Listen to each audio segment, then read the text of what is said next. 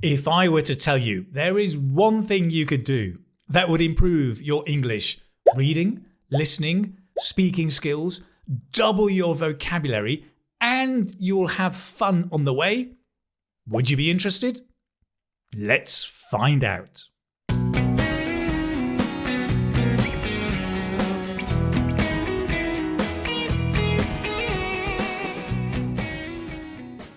Hello, it's Keith again from the Keith Speaking Academy. Here, I hope to help you become a more confident speaker of English. Now, students, right, spend a lot of time with books, which is great. Course books, reference books, exercise books, grammar books, doing online courses, all of that is great. But there is one kind of book that students don't use enough, and that is storybooks and novels.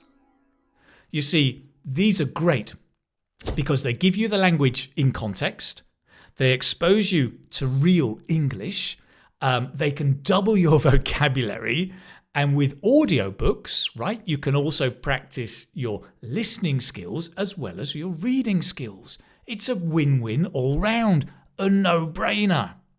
Now, the reason I think students don't read novels is they say, well, it's too difficult. I don't know which ones to read. Oh, I don't have time. It's like you want to learn to swim, but you say, I don't have time to go to the swimming pool. I'll just watch a few more videos on YouTube about swimming. Maybe when I've finished, I'll go to the pool. Just jump in at the deep end. Start practicing, start doing it, right? So today I'm going to show you a short extract. It's a fun story. It'll be interesting and engaging. It's audio-visual, so you can hear it with me as well as read it.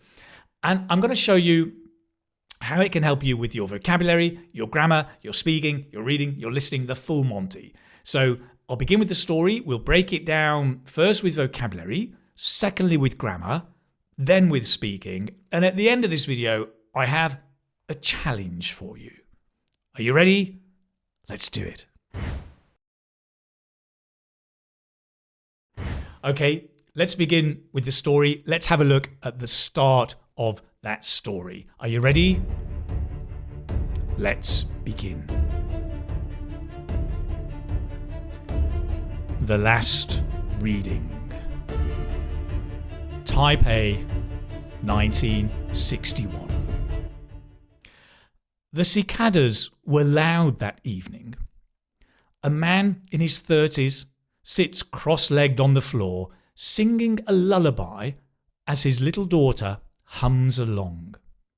His wife is in the kitchen, laughing gently at the noise in the living room. The family is happy. Okay, so let's look first of all at vocabulary here. Now, one of the great skills and benefits of reading is that you can guess from the context the meaning of many words. Do not look up every word you don't know.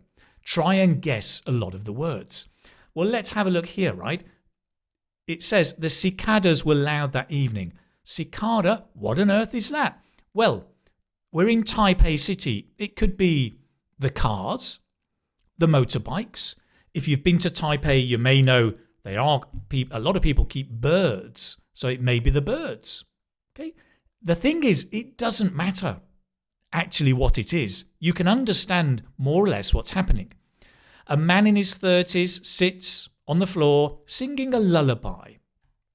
So a lullaby, well, singing, it's probably some kind of song. And he's singing to his daughter, so maybe it's a children's song. Could be. And the daughter hums along. I don't know what hum means, but it sounds like maybe she's playing or singing along at the same time. So the important thing here is we can start guessing a lot of the words.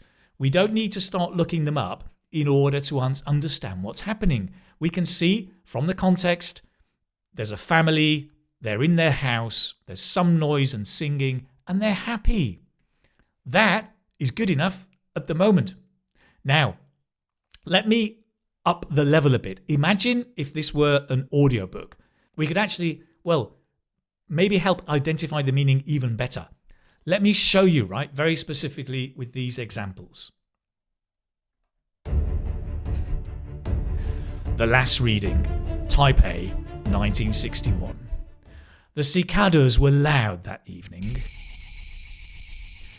A man in his 30s sits cross-legged on the floor, singing a lullaby. As his daughter hums along. His wife is in the kitchen, laughing gently at the noise in the living room. The family is happy. So, with the sound and the pictures, we can start to get an even better picture and understanding. Cicadas, did you get it? It's a kind of cricket, a little insect. Lullaby, it's a song for children, often to help them sleep. Hum, hum actually is hum, hum, hum, hum, hum, hum. That's to hum. The important thing is we're using all the context to help us with the vocabulary. Now, let's step back and look at grammar. Now, reading gives you a great opportunity to notice the grammar. Not study, but notice the grammar. Because with reading, time stands still. You can take all the time you need to notice the grammar. Let's do that. Let me continue with the next part of the story and then we'll stop and notice the grammar. So, the family is happy, right? Later that night, after dinner and stories, the father kisses his daughter goodnight and walks quietly to his study. He slides the wooden door shut behind him. Now, let's just go back. Let's notice the tenses here. Can you notice the tense? The cicadas were past tense, sits present tense, hums is, kisses, walks, slides, all the present tense, right? Now, that's interesting, all the present tense, because when you're telling a story, we often think it's in the past tense. But in English, you can switch from the past to the present to make the action vivid, very lively, as though it's actually happening now in front of you. So we can see the simple present tense here. As we continue to look at the story and listen to the story and read the story, notice the grammar as we go along. Let's continue. So where were we? He slides the wooden door shut behind him. The room is small. Just a desk, a bookshelf, and a low window looking out onto the dark garden. He lights a candle, pours himself some tea, and opens a drawer. He takes out 3 pieces of paper, each wrapped in silk cloth. The 3 original parts, he whispers to himself as he takes a sip of tea. Authentic sound effects.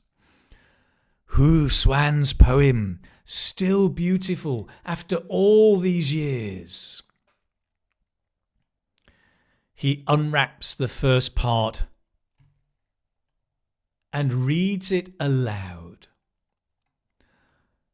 Let the morning sun fall on your brow, and silence guard our secret vow. His voice trembles slightly. Remember, you're using context, words, sounds, pictures to help you get the meaning. In the poem, poems are notoriously difficult to understand. Let the morning sun fall on your brow. Your brow is this part of the head. Silence guard our secret vow. A vow is a promise. His voice trembles. To tremble is a bit nervous, right? He opens the second and third parts. The words are faded, but still readable. He reads the whole poem slowly, like someone praying. To pray? Outside, the wind picks up. The candle flickers. And then a strange silence. His eyes widen. He clutches his chest. The candle goes out.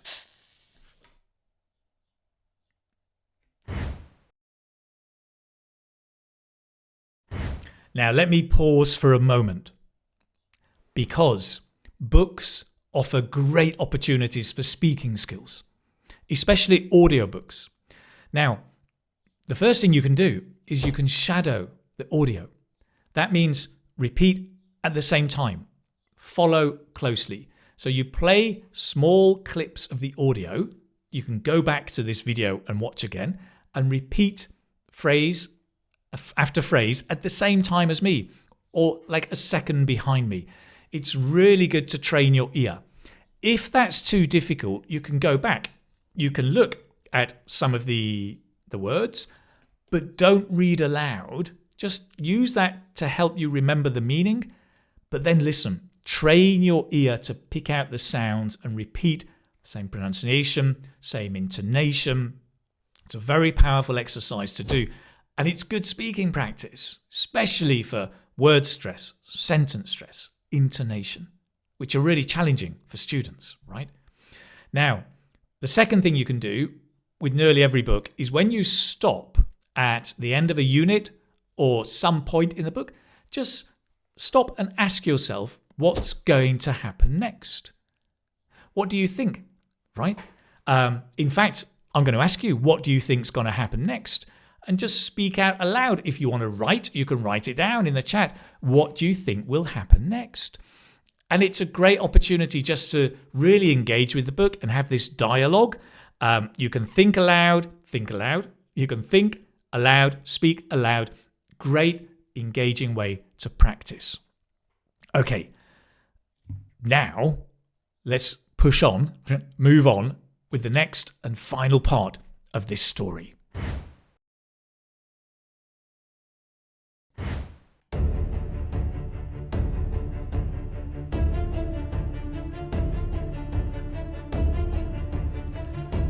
The next morning, his wife opens the study door. She screams. Her husband is lying on the floor, eyes wide open, face frozen in fear. There's no blood, no sign of struggle. He is dead. But what happened? The doctors were unsure. And so people began to whisper. They say it's the curse of Sue Swan's poem. They say no one should read the 3 parts aloud. They say that Sue Swan's love poem can kill.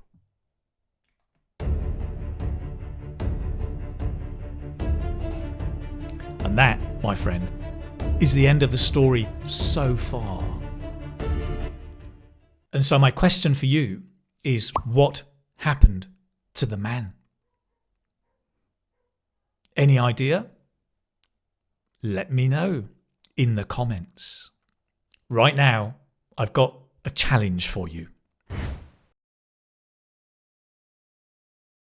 So I hope you can see that books, especially audiobooks, are a great way to build vocabulary, build your grammar, improve your speaking, your listening, and your reading. It's a no-brainer. So I've got 2 challenges for you. The first challenge is to find an audiobook and to do the following. And if you can't find one, just use today's story, go back and do this. First of all, listen only and try to get the general overall meaning. Secondly, read only and guess some of the vocabulary and notice the grammar.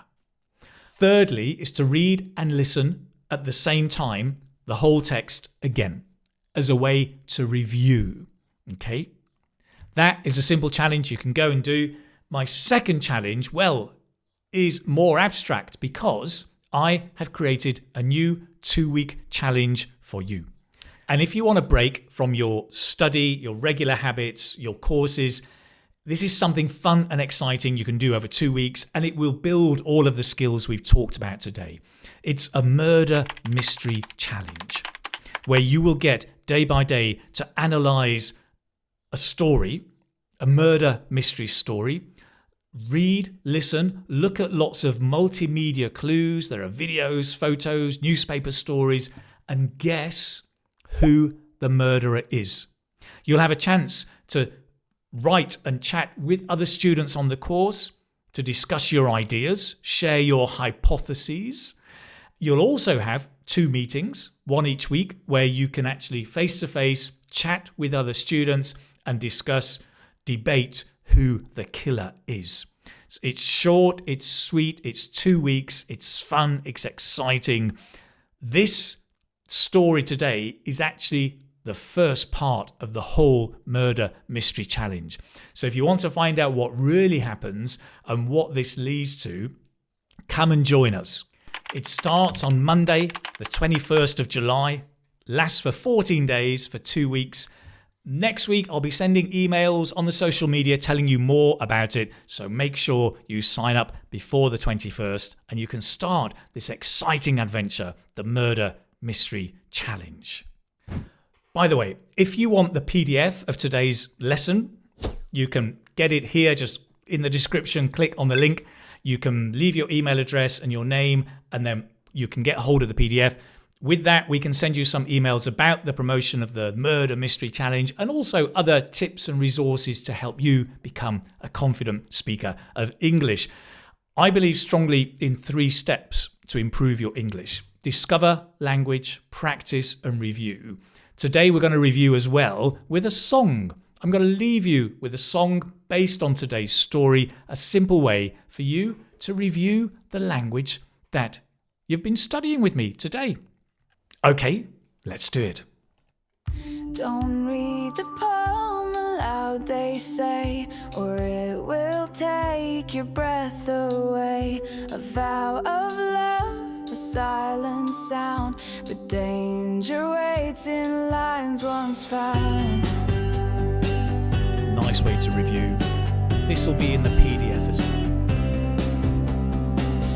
The candle danced, the wind was near. He read the lines so full of fear. 3 silk wraps, a secret deep. The poem woke what should still sleep. Don't read the poem aloud, they say, or it will take your breath away. A vow of love, a silent sound, but danger waits in lines once found.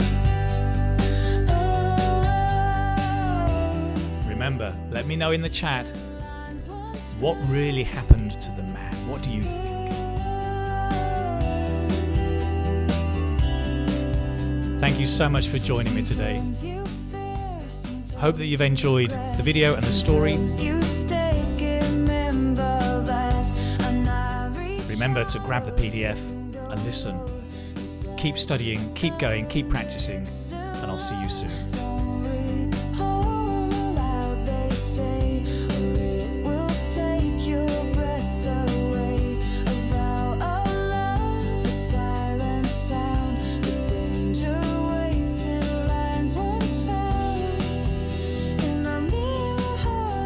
Thank you so much.